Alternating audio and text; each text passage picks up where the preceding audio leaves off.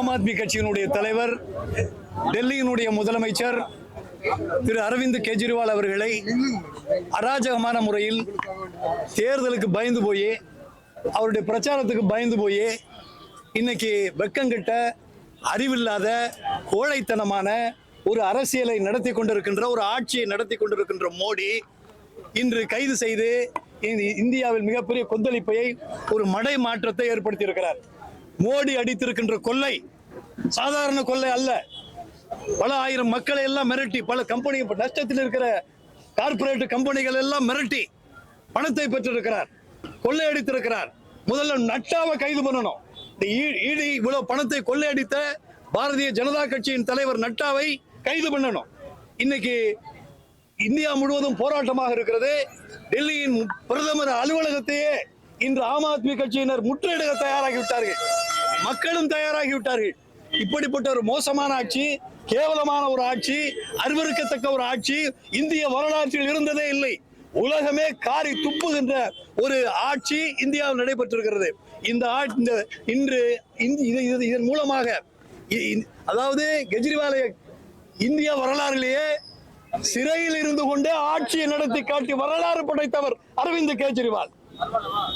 இதை முதல்ல புரிஞ்சுக்கணும்.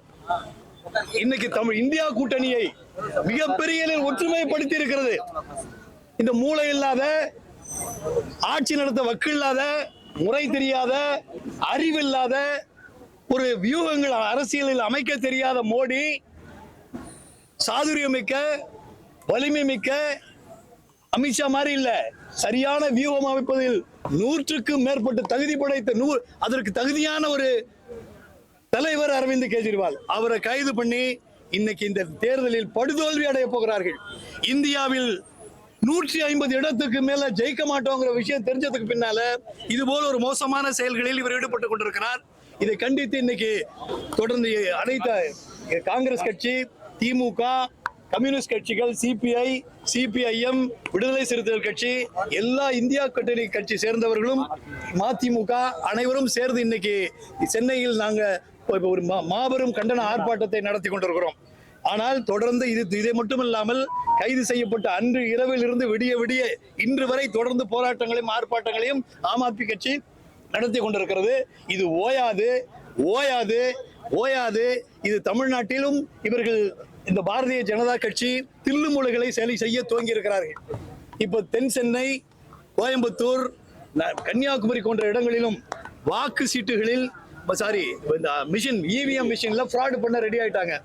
இதுதான், இதை லாபி பண்ணுவதற்காகத்தான், நாங்க இங்க செல்வாக்கு இருக்கிறோங்கிற பிம்பத்தை கிரியேட் பண்றதுக்கு தான், உருவாக்குவதற்கு தான் மோடி திரும்ப திரும்ப சென்று தமிழ்நாட்டுக்கு வந்து கொண்டிருக்கிறார். ஆக இந்த போலித்தனமானதை மக்கள் புரிந்து கொள்வார்கள். இந்த கூட்டணியில் இருப்பவர்கள் அத்தனை பேரும் இவர்களுடைய போலித்தனத்தை, இவர்களுடைய அராஜகத்தை தெரிந்திருக்கிறார்கள். இந்த போராட்டம் வெல்லும், இந்த போராட்டம் வெல்லும். அரவிந்த் கெஜ்ரிவால் அவர்களுக்கு சிறையில் இருந்தாலும் எப்படி தேர்தலை சந்திப்பது என்பது தெரியும். இன்னைக்கு ரிலீஸ் பண்ணாலும் எப்படி பிரச்சாரம் பண்ண வேண்டும் என்பது பிரச்சார வியூகத்தை அமைக்க தெரிந்தவர் கெஜ்ரிவால். ஒரு மாசம் கழிச்சு விட்டாலும் எப்படி பண்ணணும்னு தெரிஞ்சவர். நீ விடவே இல்லாட்டியும் இந்த இதுக்கு நாங்கள் அஞ்ச போவதில்லை.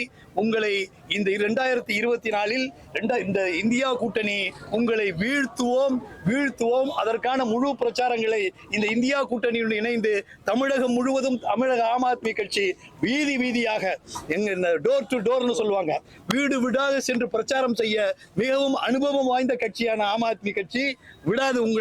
உங்கள் முகங்களை, முகத்திரைகளை தோழி உரித்து காட்டும் என்று கூறுகிறேன்.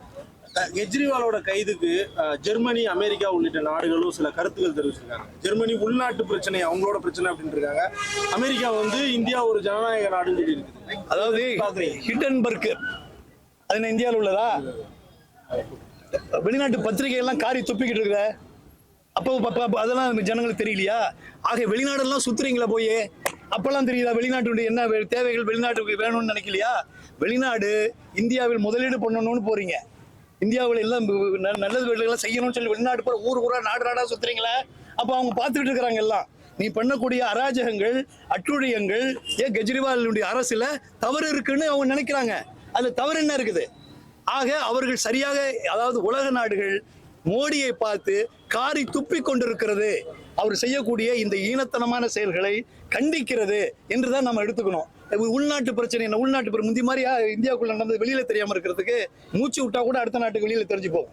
அப்படி இருக்கும்போது இவர்கள் தான் நம் நாட்டினுடைய ஜனநாயகம் கெடாமல், மக்களுடைய நாட்டினுடைய இறையாண்மை கெடாமல் இவங்க தான் நடந்திருக்கணுமே தவிர வெளிநாடுகளை குறை சொல்ல வேண்டிய அவசியத்தில் இந்தியா இல்லை.